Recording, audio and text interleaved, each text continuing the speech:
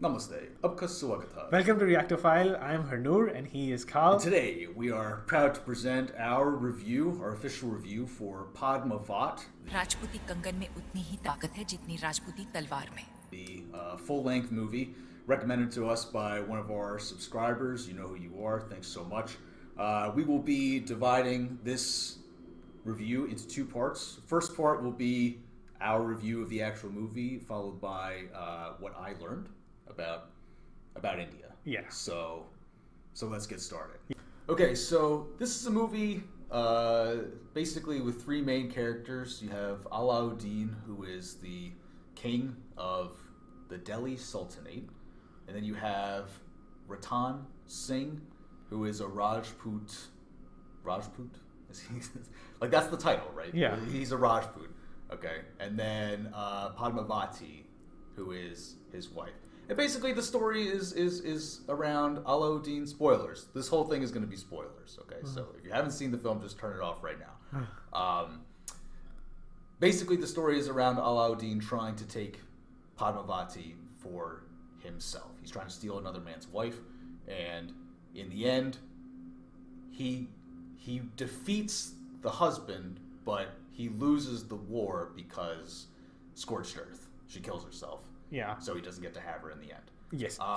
This is based on a poem, which is fiction. Apparently, there's some dispute about whether or not this is true. But in my reading of the history, and I'm sure we're going to get a lot of butthurt comments about it. But in my reading of the history, Harnoor was right when he originally said that it was fiction. Yes. It always was a work of fiction and never was otherwise. All right. So I would like to start this review with Harnoor's opinion about the film. Yes. Okay. Uh-huh. So in most of the movies, you see that the bad guy always loses, the good guy, the hero, always wins because he's brave, he has some good qualities. But this movie is really different because Shahid Kapoor and Padmavati both are the heroes in the movie. Protagonists. Yeah, protagonists, and they win not literally but morally because of their values and principles.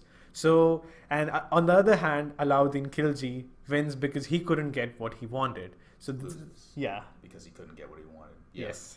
It is interesting in Yeah. that way. The story is special in that way. Yeah. Yeah, it's to contrast it with Bahubali, which is just I think the most obvious movie, at least to compare it to. It's like the hero is not just the strongest one who literally is invincible and kills everybody. Yeah, no. The hero is a hero not in physical victory, but in a victory of principles, in a way. Yes. And the strongest element in the movie is the sets and how beautifully they have shown everything. Everything is just jaw-dropping, especially the jewelry and, the detailing, the unibrow of Deepika Padukone. Could have been a little stronger. Yeah. Could have been a little stronger of a unibrow, but yeah, I saw that. Yeah. The costumes, the sets, it was all very, very, very visually stimulating. Yeah, and very well done. The colors were very well done. Yeah. Okay. So I really want to know what you liked about the movie. I'm going to say that I actually liked most of what I saw in the film. For me, it's very important for a movie to get you to think about things in general. So the moral conflict, although there are certainly some head-scratching moments for me as a foreigner in the film. Yeah, when he gets kidnapped and he has the opportunity to kill Alauddin, but he doesn't because he was unarmed. It's like you just got kidnapped and the guy threatened to murder your wife. And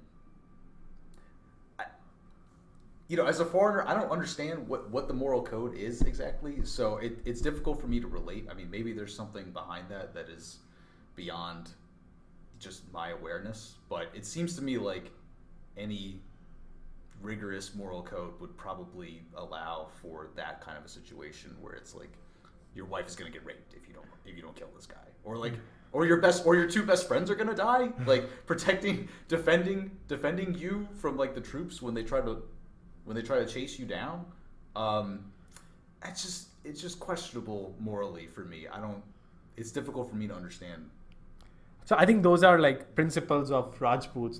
They're never gonna kill the enemy if he is sick or like you remember at that moment he wasn't well. He was injured at the time, so he didn't want to kill him when he wasn't in his best situation. So like these are the morals of Rajputs. और जिसका sir कटे फिर भी धड़ दुश्मन से लड़ता रहे वो Rajput. So Yeah, it's frustrating for me to watch something like that because it's like, because of that decision, everybody died. Like, you got all these people killed. You had the opportunity to just execute this guy, but so it's just a matter of not understanding. I would like to know more about what. It was difficult for me to find anything really, any historical literature about the Rajputs. So I actually, which brings me to my second point, which is like part of the reason why I like this movie is because it gets you to think. Number one, it got me to think about sort of the moral questions, although I'm left somewhat wanting for lack of historical reference. I can't explore that further because I was unable to find anything. But the other thing that it allowed me to look more deeply into was the history of the Delhi Sultanate, which is also interesting because in my mind, in my study of Indian history, it occurred to me that I had conflated the Delhi Sultanate with the Mughal Empire somehow.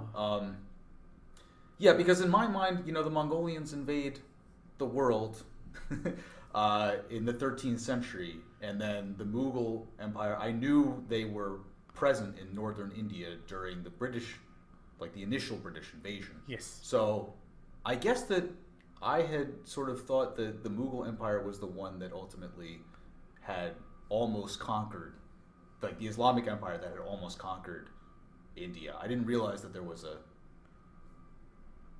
Delhi Sultanate. I didn't realize that those were two separate things. So I appreciate any movie that encourages me to look into those things more deeply. It's a very interesting history that I obviously only know so much about.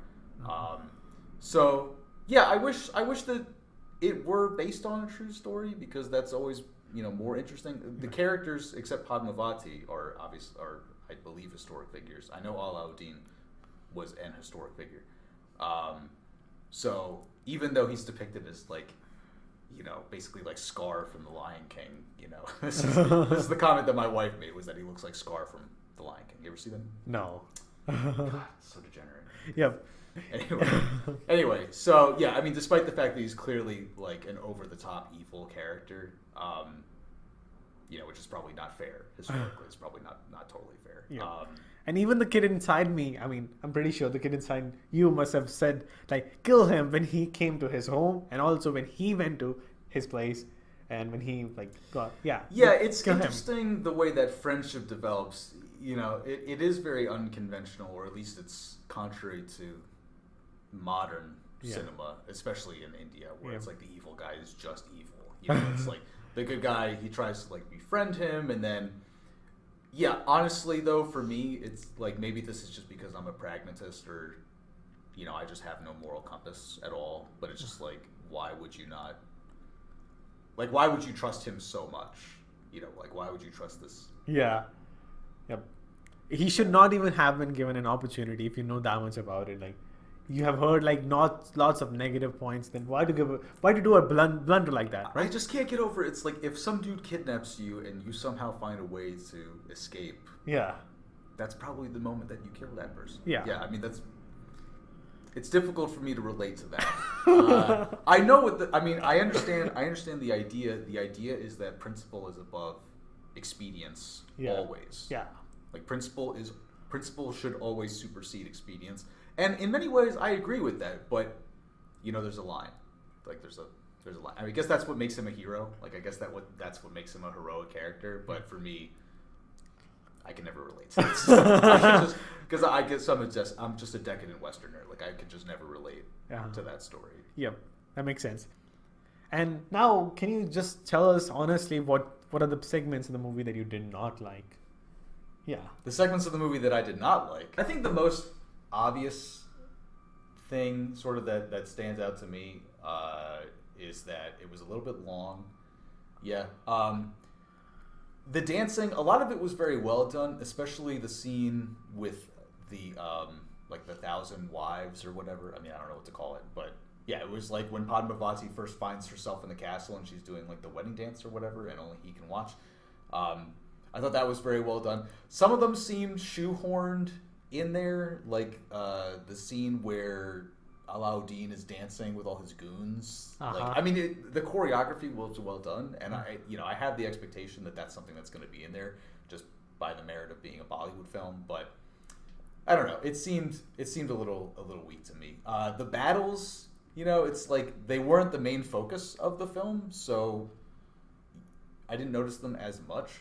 But particularly when Alauddin defeats the Mongolians in the beginning, it's like that was super questionable and lame. Like that was, it didn't go on for forever like it would have in Bahubali, so it wasn't that bad, but it's like all these dudes just charge at each other, and then there's all this dust, and he like rides in and he comes out with a head on a spear. This is like yeah, I mean that was definitely not my favorite part of the film. I agree with most of your opinions, but I do disagree with the fact that you found the action in the beginning around Khilji boring. I think that was very well done. I mean, he's actually a monster. That's obvious. I mean, everyone knows he just kills random people. Like, it was unpredictable how he killed his wife and all that. It wasn't Khilji himself. It was just that one battle scene, like the one battle scene with the Mongolians. Oh, yeah. I thought Khilji as a character was like really good. I mean, I thought he was probably the star of the whole movie. Yep. Yeah. Yeah. I mean, in general, I thought the action was fine. It was just that one scene, that one battle with the Mongolians. Yeah. It was just like Shahid Kapoor's bravery was dominant, and on the other hand, character-wise, the character of Khilji was more dominant. Yeah. So that's why I think the movie went really, really well. Yes, I do agree because of the fact you're used to like Hollywood movies that barely last for 2 hours. They're like 1.5 hours. So yeah, it was a longer stretch. They could have made it shorter, but at the same time, they could have put more action as well by decreasing the song size and all that, right? Well, I'll tell you, like, it doesn't detract from my review or my opinion about the film, generally speaking, because I have this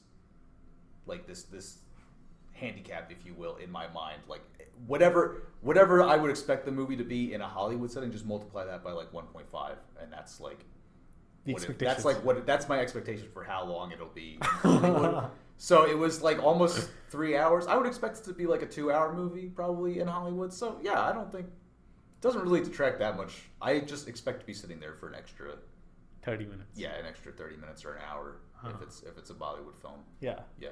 But on the other hand, Titanic, it was really, really long as well. It was like 3.5 hours. Yeah, but if it was a Bollywood film, it would have been 6.5 hours. So now, how much rating you would like to give to this movie? I mean, because this competed well against the Hollywood movies that you must have watched. So, yeah, I mean, I was let down in a couple areas, but I think overall I'd give it like a 4 out of 5. I would probably like to watch it again, not in like the immediate future, but at some point, yeah, I'd probably like to watch it again. But I, as an Indian, I would like to give it 3.5 because at some points it lacked action. I mean, I wish it had more connected story. The story should have been presented a little bit in a better way, and it could have some improvements, and it should have more action. That's my opinion.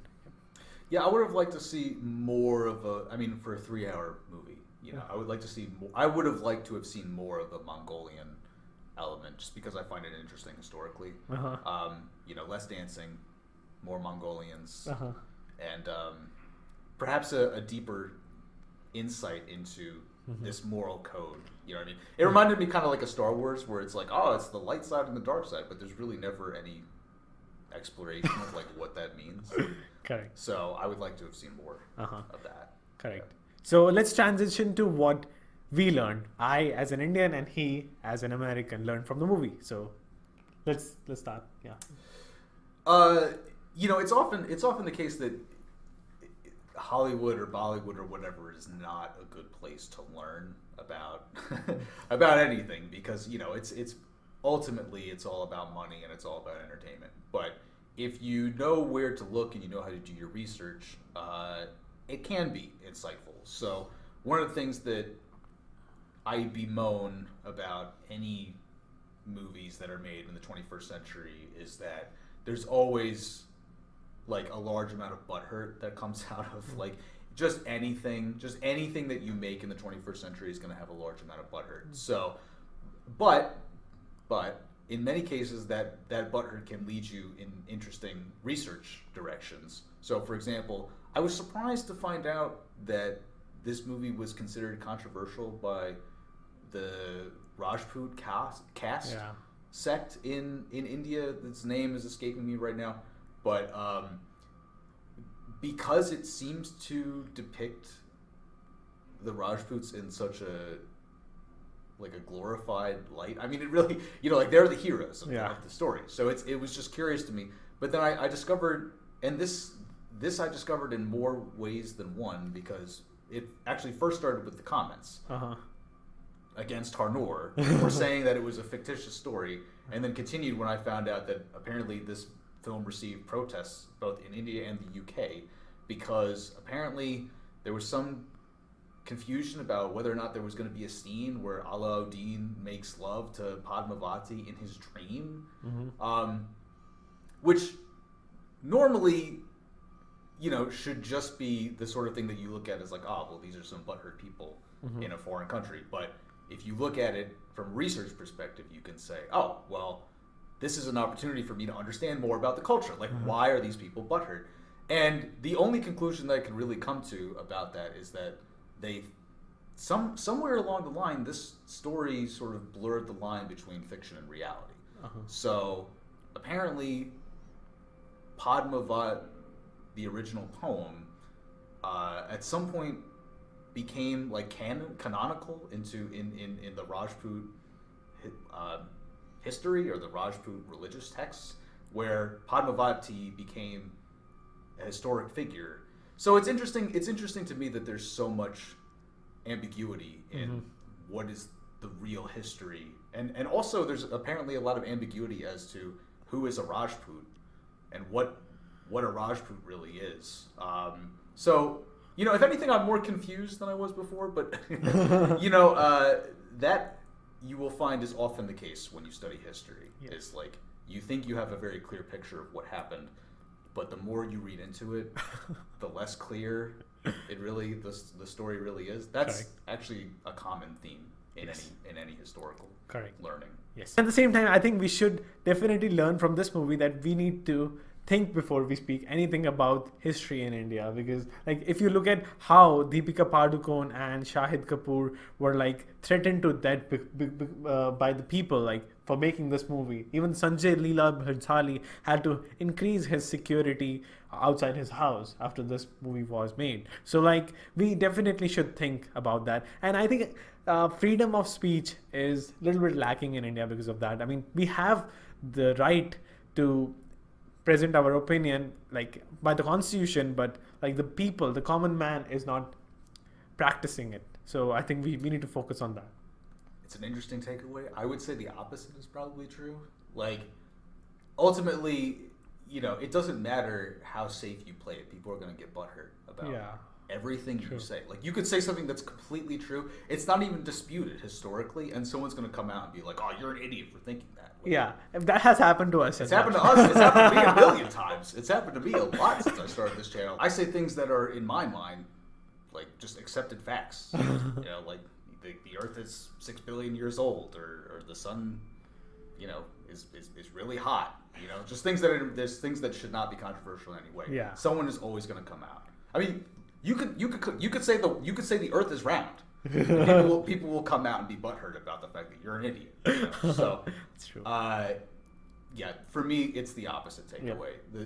The takeaway should be you cannot be afraid of being insulted for things that you say because it's inevitable. I mean, it is inevitably going to happen. Doesn't matter if you're right. That shit is completely irrelevant. Somebody on the internet is going to find you and they're going to be like, this person doesn't know what they're talking about because I have all the brain wisdom in the world and I don't believe in facts. So completely agree. Yeah, you can't be afraid. Can't be afraid to be creative. Yeah. Just because somebody's going to fucking hate you. Yeah.